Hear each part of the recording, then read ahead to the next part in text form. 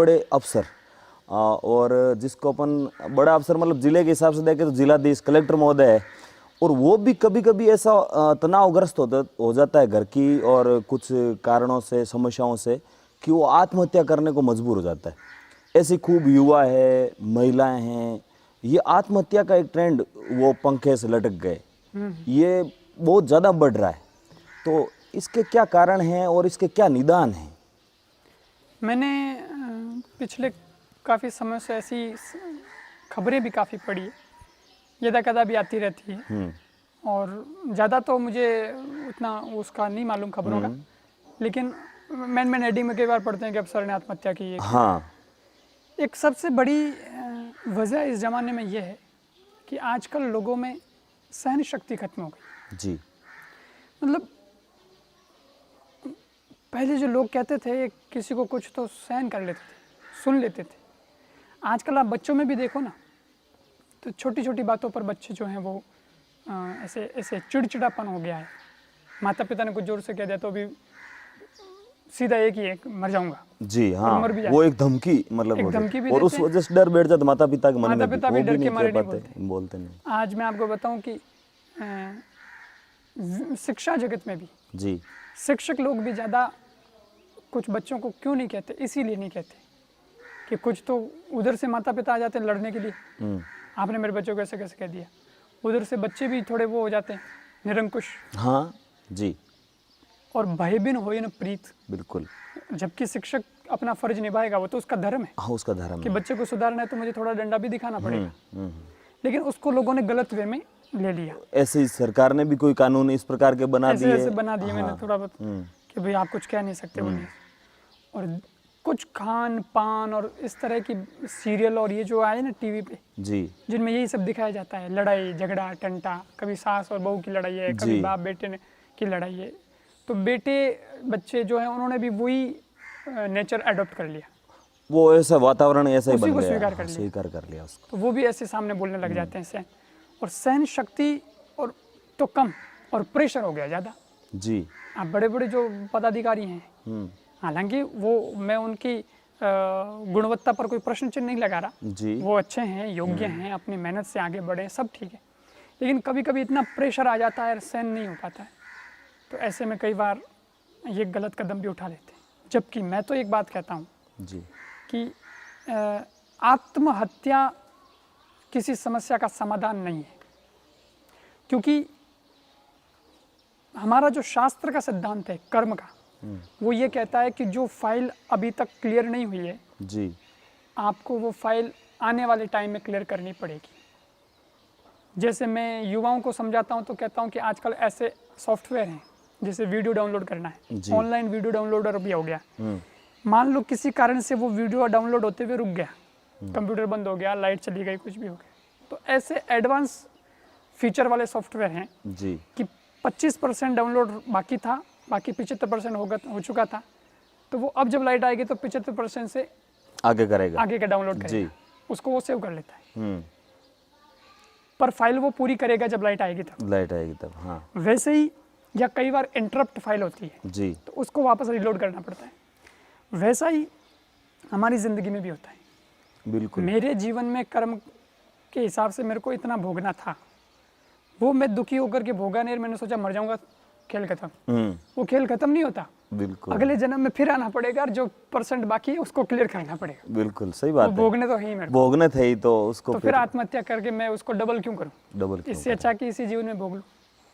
और फिर मैं एक बात क्या करता हूं कि तूफानी लहरें हों, अंबर के पहरे हों, पूर्वा के दामन पर दाग बहुत गहरे हों, सागर के माझी मत मन को तू हारना, जीवन के क्रम में जो खोया है पुनः पाना है, पतझड़ का मतलब है फिर बसंत आना है। जी, बिल्कुल, परेशानियां तो आएगी, पतझड़ तो पेड़ को भी आता है, लेकिन आप पेड़ से भी गए बीते हो गए क्या? क्योंकि मैंने अब तक नहीं देखा कि किसी पेड़ ने पतझड़ के कारण आत्महत्या की हो। बिल्कुल नहीं की। तो इंसान इतना कमज़ोर है क्या? उसको भी पतझड़ आता है तो वो भी धैर्य रख कर के इंतज़ार करता है कि आज पत्ते गए हैं तो कल पत्ते आएंगे, बिल्कुल सही, कूंपलें फूटेगी, मैं फिर से हरा भरा होऊंगा, फिर से मेरे फल आएंगे, फिर से छाया दूंगा लोगों को। इस उम्मीद में वो जिंदा रहता है और हरा भरा होता ही है। तो आज अपने भी अगर कोई समस्या ऐसी है, दुख के दिन है तो हैं, लेकिन पतझड़ है तो क्या हुआ, बसंत भी आएगा, फिर से हरे भरे दिन आएंगे, अच्छे दिन आएंगे। मैं तो कोरोना के काल में भी लोगों को कहता हूँ कि घबराने की बात नहीं है, इसको भी आप पॉजिटिव लीजिए। रतन टाटा ने अभी एक बात कही थी, अपने भारत के बहुत बड़े बिजनेसमैन हैं, जी तो उन्होंने कहा कि 2020 में कमाई को भूल जाओ, व्यापार तो नहीं चलेगा, लेकिन ये मत सोचो कि व्यापार नहीं चलेगा, व्यापार गया, ये टाइम बर्बाद हो गया। ये सोचो कि ये टाइम परिवार के साथ बिताऊंगा और 2021 में पैसे के साथ बिताऊंगा। बिल्कुल। पैसा कमाना अगली साल, इस बार क्या कमाना है, परिवार, रिश्ते, संबंध, प्रेम। क्योंकि जो आदमी बिजनेसमैन, सफल बिजनेसमैन या बड़ा बिजनेसमैन होता है, वो परिवार के साथ टाइम नहीं दे पाता, नहीं भी दे पाता, और मजबूरी भी होती है कि उसको ज़्यादा जाना पड़ता है बाहर। बिल्कुल। कोई बात नहीं, अभी तो परिवार के साथ सारी जितनी भी शिकायतें थी उनकी पूरी कर देनी, बिल्कुल। पत्नी के साथ टाइम बिताओ, बच्चों के साथ टाइम बिताओ, माँ से बात करो, ये और फिर अगले साल की तैयारी भी करो।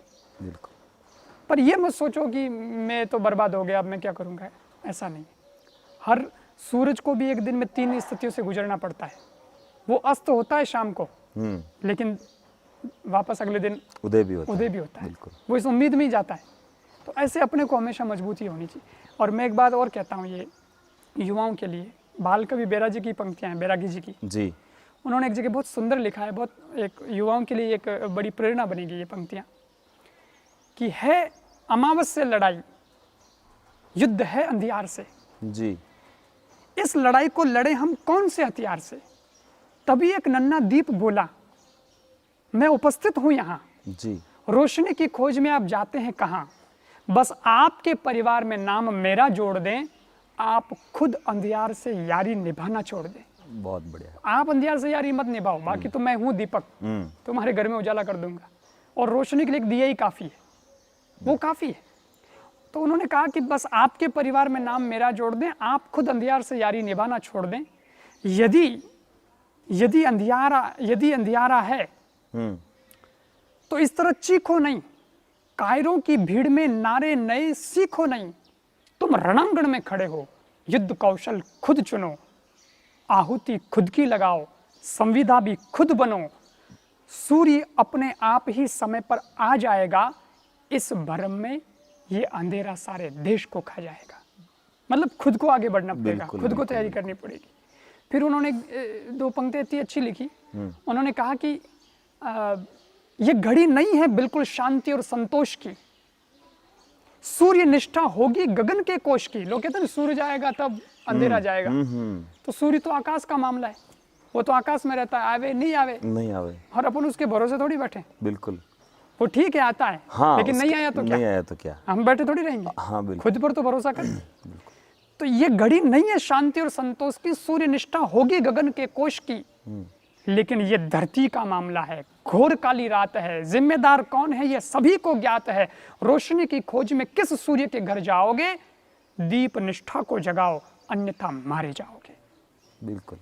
और फिर उन्होंने लिखा, एक बार सूर्य के सामने भी उन्होंने शिकायत रखी, तब सूर्य ने जो जवाब दिया वो भी उनकी एक कल्पना है, बहुत सुंदर है। उन्होंने कहा कि एक दिन मैंने सूर्य से जरा यूं कहा कि आपके साम्राज्य में इतना अंधेरा क्यों रहा। जी। आपके रहते भी इतना अंधेरा, आप तो सूरज हो। एक दिन मैंने सूर्य से बस जरा सा यूं कहा, आपके साम्राज्य में इतना अंधेरा क्यों रहा। तो वो तमा कर दहाड़ा, मैं अकेला क्या करूं, तुम निकम्मों के लिए मैं ही भला कब तक मरूं। आकाश की आराधना के चक्कर में मत पड़ो, संग्राम ये घनघोर है, कुछ मैं लड़ूं कुछ तुम लड़ो। बिल्कुल। ये है, तब आदमी आत्महत्या का नहीं सोचेगा, वो जीवन की नई यात्रा के बारे में सोचेगा। और मैं सब मेरे मित्रों से भी यही कहता हूँ कि आप भी कभी घबराना मत, हमेशा आगे बढ़ते रहना। क्योंकि एक चीज़ होती है कि आप डर होता है तो आदमी सारी संभावनाओं के रहते भी वहीं का वहीं रह जाता है, लेकिन जैसे ही वो निडर होकर के आगे बढ़ता है तो भले ही किस्मत ने 99 द्वार बंद किए हों, पर 100वां द्वार तब ईश्वर तुम्हारे लिए खोलता है कि ये बंदे में ताकत है, मैं इसके लिए खोलूंगा। बिल्कुल, जो उम्मीद रखेगा उसके लिए। तो मैं एक बात कहता हूँ कि आप खुद पर भी विश्वास करो और खुदा पर भी विश्वास करो। पर मैं कहता हूँ खुदा से पहले खुद पे करो। बिल्कुल। स्वामी विवेकानंद जी ने कहा था कि you can not believe in God until you believe in yourself. बिल्कुल, मतलब खुद में स्वयं जब पर। तक भरोसा नहीं होगा तब तक भगवान पे क्या भरोसा होगा। खुद पर विश्वास, अपने कार्य पर विश्वास, ये उनका एक है, अमृत वचन भी है, अमृत तो कथन वो भी है। आगे बढ़ा है।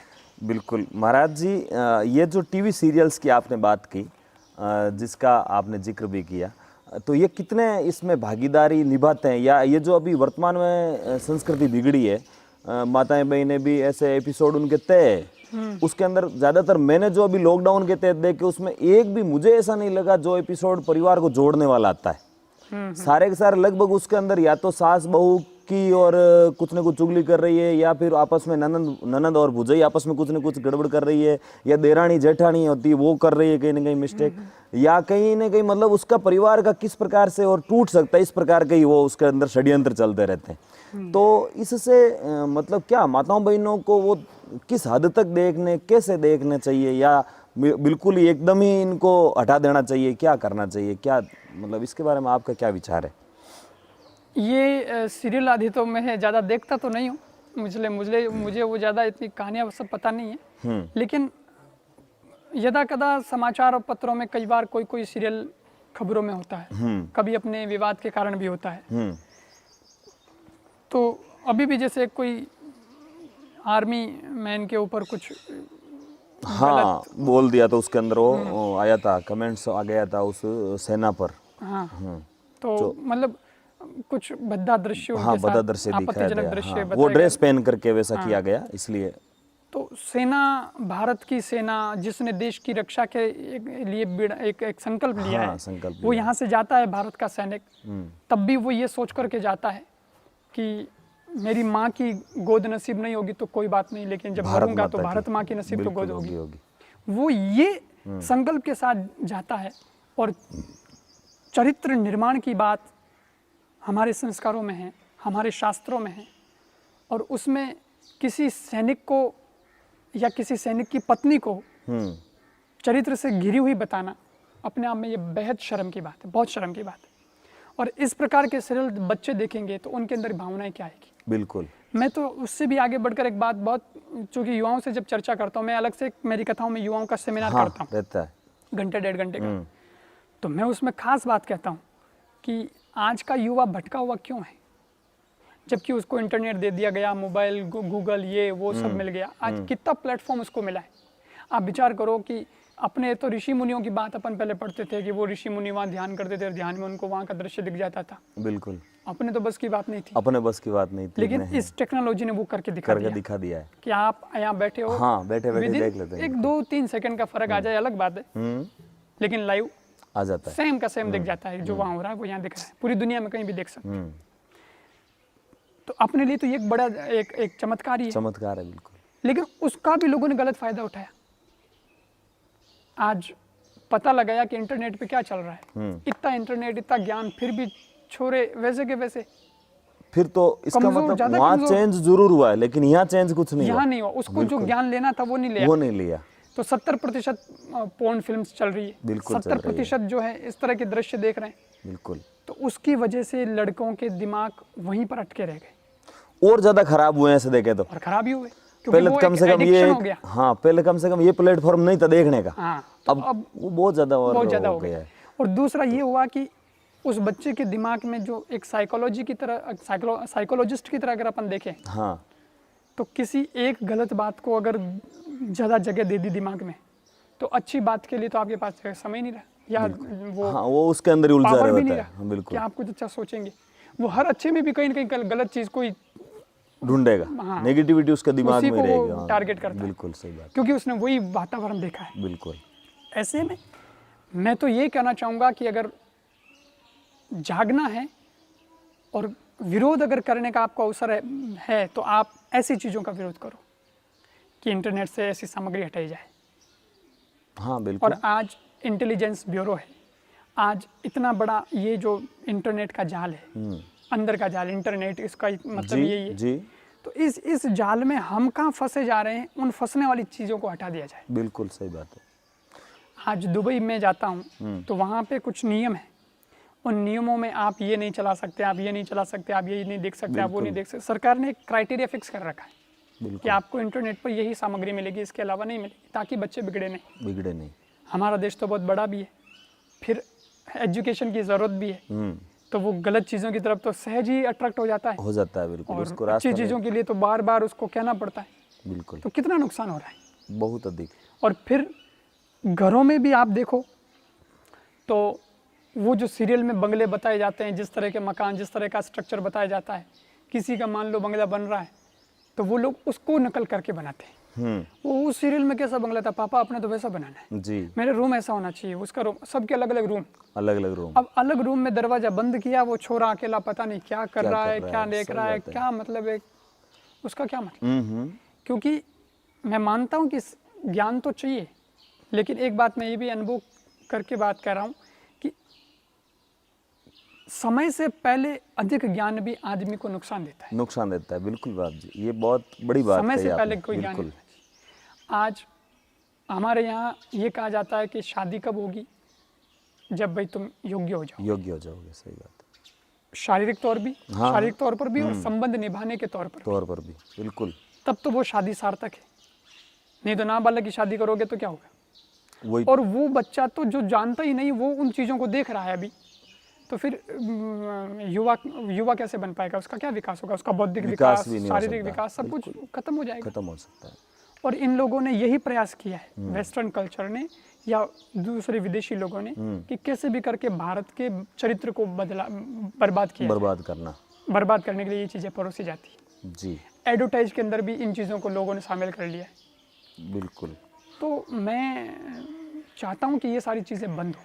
ये एक तरह से मोबाइल क्रांति जो आई है, वो एक तरह से सकारात्मकता की दृष्टि से देखे तो उसका यदि उपयोग सही दृष्टि से लेवे तो अच्छा है, सही दृष्टि से करें, अच्छा है। इसमें नेगेटिविटी बहुत ज्यादा बढ़ रही है। एक तरह से इसका गलत उपयोग जो हो रहा है, दुरुपयोग कह सकते हैं, वो बहुत अधिक हो रहा है। उसके लिए या तो कोई ऐसा कोई कैंपेन चले, या घर वालों की इतनी समझ बढ़ जाए कि वो अपने बच्चों को किस प्रकार से उसका, आपको पता हो तो एक इंस्टाग्राम पे एक न्यूज़ आई थी कि इंस्टाग्राम पे कुछ लड़कों ने ग्रुप बनाया, और हाँ बनाया, वो दिल्ली के अंदर हुआ ऐसा, और बिल्कुल वो जी न्यूज़ चर्चा पर किसके बारे में कर रहे हैं, रेप के बारे में, रेप के बारे में कर रहे हैं कि रेप कैसे करने का, मतलब उसकी वो योजना बना रहे हैं।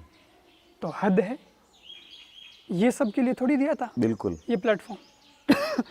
और वो भी कोई सामान्य बालक नहीं है, गांव के बालक नहीं थे, वो तो बड़े बड़े एजुकेटेड परिवारों के से थे, जिन्होंने ऐसा एक ग्रुप बना करके ये सब जोड़ और दिया ये था, सब बातें अभी कर रहे बीच में ये न्यूज़ आई थे। थी। हाँ तो इससे अच्छा, इससे फर्क नहीं पड़ता है कि साहब हमने जो है इसके लिए उम्र निर्धारित कर दी है, ये कर दिया, ये तो सारी खाली बहानेबाजी होती है। ये तो बिल्कुल उम्र तो लेकिन तुम उसमें तो खुला परोस रहे हो, बिल्कुल परोस रहे, सही बात है। तो ये तो सीधा सामने दिख रहा है कि सीधा भारत की संस्कृति के ऊपर हमला हो रहा है, भारत की संस्कृति पर, युवाओं पर, बच्चों पर, ये तो मतलब पूरा। और वो सीरियल कहाँ है बिल्कुल, जो परिवार के साथ बैठ करके देखे जाते थे। आज रामायण चली लॉकडाउन में, तो इसने पुनः विश्व रिकॉर्ड बनाया, और जैसा देखता है बच्चा वैसा सीखता है, वैसा देखे भी खूब सारे दृश्य आ रहे हैं अभी। हाँ, भी दृश्य मोबाइल पर जैसे कोई बैठा है, लव कुश की रामायण गा रहे हैं बच्चे, बड़ा आनंद आता है। धनुष्मान चलाने का वो वीडियो बना रहे हैं, हनुमान जी का वो गदा घुमा रहे हैं। हाँ गदा, इसका अर्थ है कि सीरियल्स का बहुत प्रभाव पड़ता है जीवन में। बच्चे, मैं कहता हूँ बच्चे बुरे नहीं है जी, बच्चा तो कोरा कागज है, कागज है, आप कागज पर गीत भी लिख सकते हैं और गाली भी लिख सकते हैं। बिल्कुल, उनको परोसा क्या जा रहा है, वैसे बन जाते हैं बच्चे। बस वो आप उसको गुलाब जामुन परोसोगे तो गुलाब जामुन नहीं खाएगा। आप अपने जमाने की बात करो, आप जब छोटे थे तब अपने को मंदिर में क्या मिलता है, मखाना, मखाना मिलता तो अपन मखाने से खुश थे, अपन ने कभी चॉकलेट की मांग नहीं की। मांगी नहीं की। आज शुरुआत ही घर में चॉकलेट से होती है, बिल्कुल होती है। तो वो उसको मखाना की ऑफर करोगे तो वो कहेगा नहीं, मेरे को चॉकलेट ही ला करके दो। इसका मतलब परोसते क्या हो वो मैटर करता है। तो अभी और मैं एक बात और कहता हूँ कि आज भारत को अगर आगे बढ़ाना है तो इनसे भी, सीरियल से भी दूर रखना। दूसरा, चरित्र निर्माण करो।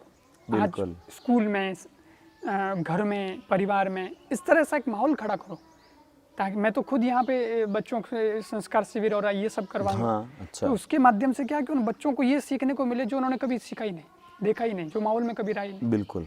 और ये जिस दिन होगा उस दिन काम बन जाएगा।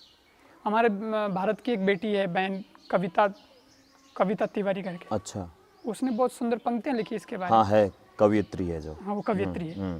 उसने कहा कि कुछ पंक्तियां हैं उसकी, कथानक व्याकरण समझे तो सुरभित छंद हो जाए, हमारे देश में फिर से सुखद मकरंद हो जाए। बिल्कुल। मेरे ईश्वर मेरे दाता ये कविता मांगती तुझसे, युवा पीढ़ी संभल करके विवेकानंद हो जाए। बिल्कुल। ये है भारत। आपको कवि भी बन जाना चाहिए था। कवि, आप कविता तो कहते ही हैं लगभग। हाँ, आप वो तो कथाओं का जब प्रभाव होता है तो वो तो क्या ईश्वर बुलाता है। ईश्वर बुलाते तब। बिल्कुल, ये स्थितियां सुधारने के लिए इस प्रकार से बच्चों में जरूरी भी है महाराज। अभी जो प्रधानमंत्री जी ने भी आह्वान किया है कि अपना भारत है वो आत्मनिर्भर भारत बने, और आत्मनिर्भर भारत कब बनेगा, जब गांव आत्मनिर्भर होंगे, क्योंकि भारत की आत्मा गांवों में बसती है, या भारत की अधिकतर जनता है वो गांव में निवास करती है। तो आत्मनिर्भर कैसे बने, अपन जब सामान्य रूप से पहले चर्चा कर रहे थे भाई वो केयर अपने ही इस राजस्थान में होता है, तो वैसा और क्या कर सकते हैं, या आत्मनिर्भरता की ओर कैसे बढ़े अपन? नहीं, मैं प्रधानमंत्री जी के इस योजना का स्वागत करता हूँ, ये जो इन्होंने अभियान शुरू किया। और ये सारी चीज़ें राजनीति से ऊपर उठ करके सोचने वाली बात है। बिल्कुल। आम व्यक्ति इसमें शामिल हो, और उनका तो सिर्फ प्रेरणा देना है, लेकिन काम तो आम नागरिक को ही करना है। बिल्कुल। उन्होंने कहा लोकल वोकल को बढ़ावा मिलना चाहिए, तो लोकल जो चीज़ें हैं उसकी ब्रांडिंग होनी चाहिए, उसकी मार्केटिंग होनी चाहिए। जैसे छोटी सी बात है, अब जैसे कि अभी कोरोना के काल में जैसे ये काढ़ा है तुलसी का, ये जो सूंठ और अदरक और ये तुलसी के पत्ते और ये तो जिसको अपने यहाँ उकाली भी कहते हैं अपने राजस्थानी में, तो इससे बहुत फर्क पड़ रहा है। अब ये उकाली अमेरिका वालों को क्या पता, जानकारी जापान वालों को नहीं पता होगा, लेकिन ये चीज़ वहाँ तक जानी चाहिए। बिल्कुल, इसकी ब्रांडिंग होनी चाहिए। आप विचार करिए कि पिज़्ज़ा क्या था, कुछ नहीं, चाइना का या चाइना का है शायद, ये चाइनीज फूड बताते हैं, जो भी जहाँ का मुझे मालूम नहीं, अपना भारत का नहीं है, लेकिन भारत का नहीं, तो वहाँ उनके लिए तो वो लोकल था, पर उसकी उन्होंने ब्रांडिंग की। बिल्कुल की है। और ऐसे की कि आज भारत के आदमी ने उसको खाना शुरू कर दिया तो कि मेरे को तो वही चाहिए, पिज़्ज़ा और बर्गर और ये वो। तो आप क्यों नहीं उकाली का ब्रांडिंग करें, ताकि अपने देश का आदमी रोजगार भी पाएगा, हिंदुस्तान का नाम भी आगे आएगा। और ऐसी कई चीज़ें हैं, जैसे केयर को ले लो आप, तो केयर है अपने राजस्थान में होता, वो और कहीं नहीं होता, लेकिन उस केयर का मुंबई चेन्नई जब हम लोग वहाँ जाते हैं, बेंगलोर में बहुत बड़ा महंगा भाव में वो बिकता है, लेकिन यहाँ के आदमी को, किसान को इस बात का नहीं पता, और न उसको भाव मिलता है, और न उसको वो भाव मिलता है जिस भाव से वहाँ के लोग बेचते हैं। तो जाता था आखिर यहीं से वो, और जाता यहीं से, क्योंकि वो और जगह होता ही नहीं, और जगह होता नहीं, वो जाता यहीं से।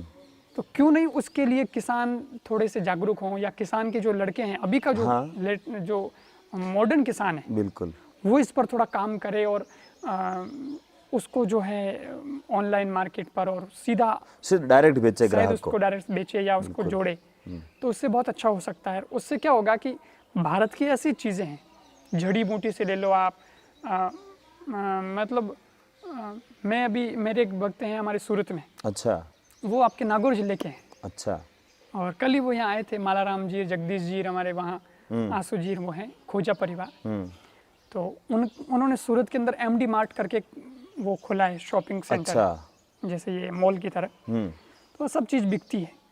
तो अपने अच्छे भक्त हैं, उसकी ओपनिंग वगैरह करने के लिए भी हमको बुलाया था, अच्छा, तो मैंने वहाँ देखा कि और सारी चीज़ें तो है, लेकिन उस जगह पर साफ लिखी हुई है कि भाई गाँव की सांगरी, अच्छा, और सांगरी पैक है उसमें, अच्छा, उसकी एक ब्रांड बना दिया, अच्छा, कि ये सांगरी।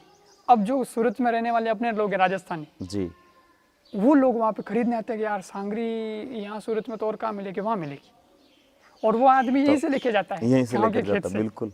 फिर मैंने देखा कि वो पूरा मिट्टी, जो अपनी मिट्टी नहीं होती बालू रेत, अपने राजस्थान में दोरों की मिट्टी बहुत शानदार है और कहीं नहीं मिलती, और मिलती नहीं है, वो पूरी मिट्टी वहाँ पे लेके गए उसको बेचते होंगे उसको बेचते पैकिंग करते होंगे, उसको फिर पैकिंग करते हैं, और बाकायदा कहते हैं भाई ये शुद्ध आपकी मिट्टी है, इसको पूजा में काम करते हैं, बिल्कुल। प्लस वो जो बनाते हैं अपने होली दिवाली पे, हाँ, रंगोली वगैरह बनाते हैं, उन चीज़ों में काम लेते हैं।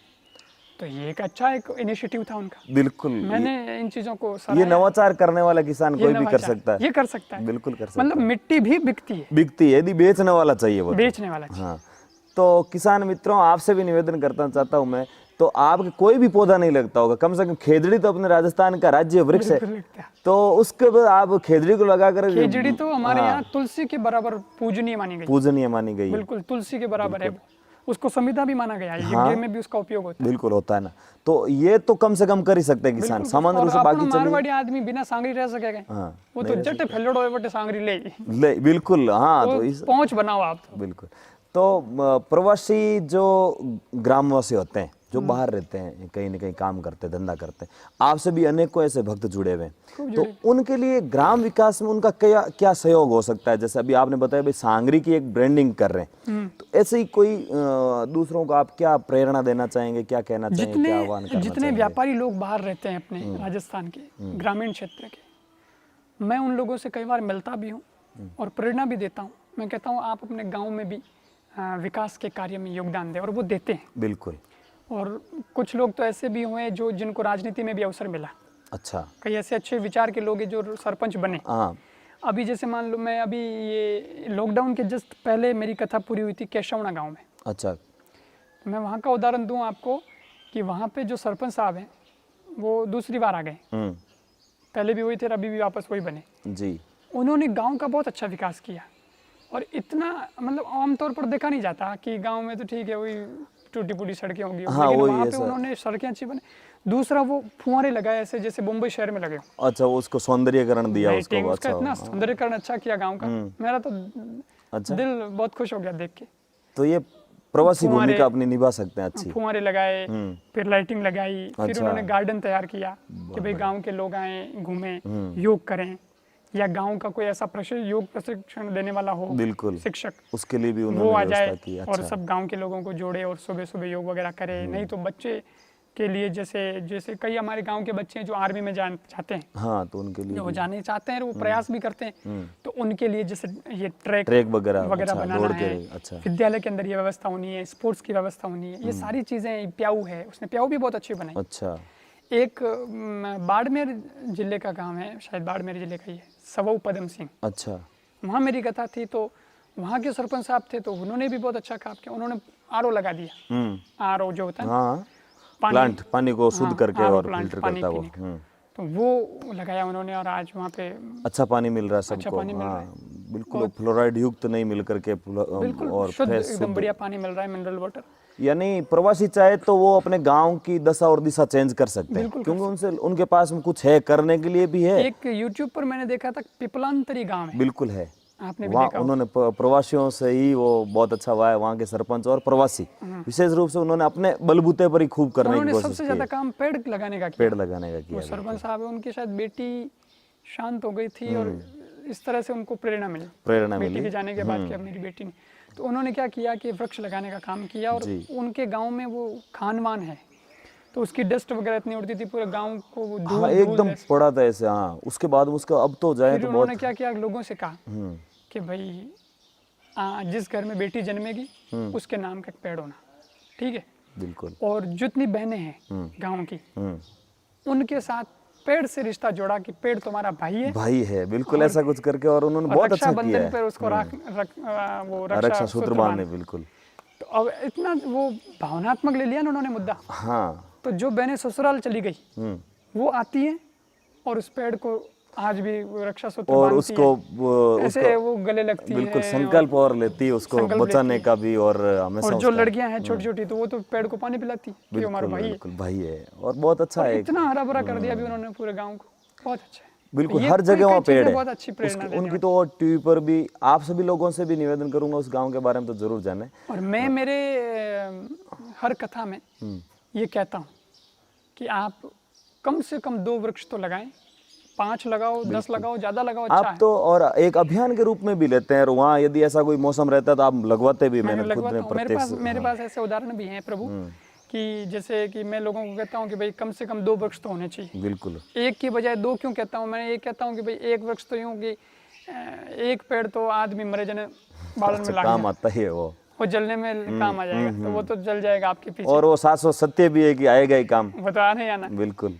तो आप 2 लगाओ ताकि वो एक यादगार बने। एक यादगार बने। और दूसरा जो है, मैं बारिश का जब ये समय होता है ना, चौमासा का समय, तब जहाँ आयोजन होते तो वहाँ मैं लोगों से कहता हूँ कि अभी अवसर है, आप यहाँ भी जो वृक्ष लगाओगे वो पनप जाएगा। पनप जाएगा। तो उसको कोई 100, 200, 500 ऐसे। लगवाते भी हैं आप? एक गांव है खारडिया गांव है, अच्छा। तो वहाँ खारडिया गांव के अंदर मेरी बहुत साल पहले कथा हुई थी। तब तो वो हमारे मार साहब थे वहाँ पे, द्वारका प्रसाद जी, उन्होंने करीब 1100 पेड़ लगाने का संकल्प लिया अपने विद्यालय में। वो खुद शिक्षक अच्छा। हैं। उन्होंने 600 पेड़ तो लगा लिए, पनपा भी दिए। अच्छा। पूरा भी स्कूल का मैं देखा, अभी मेरे पास मेरी कथा थी तो मैं देखा तो एकदम पूरा हरा भरा हो गया। अभी जहाँ कथा थी वो है हनुमान जी का कोई मंदिर है। अच्छा। तो जिस खेत में जगह कथा थी ना, तो मैंने कहा भाई ये जमीन तो ऐसे ही पड़ी है, कोई काम नहीं आती। मैंने कहा क्यों नहीं इसको कथा के लिए यादगार बना दिया जाए। तो क्या गुरुदेव, तो मैंने कहा इसको हनुमान जी का मंदिर है, हनुमान बगीचे के नाम से यहाँ पेड़ लगा दो, इसको बगीचा वाटिका बना दो फर्स्ट क्लास। तो तुरंत युवा लोगों ने टीम बनाई और सारे के सारे युवाओं ने संकल्प लिया कि हाँ गुरुजी आपने कहा तो ये काम हम करें। बिल्कुल। उन्होंने छोरों ने जितने भी कि 1500, 2000 जितने पेड़ यहाँ लगेंगे हम लगाएंगे, और शुरू कर दिया उन्होंने।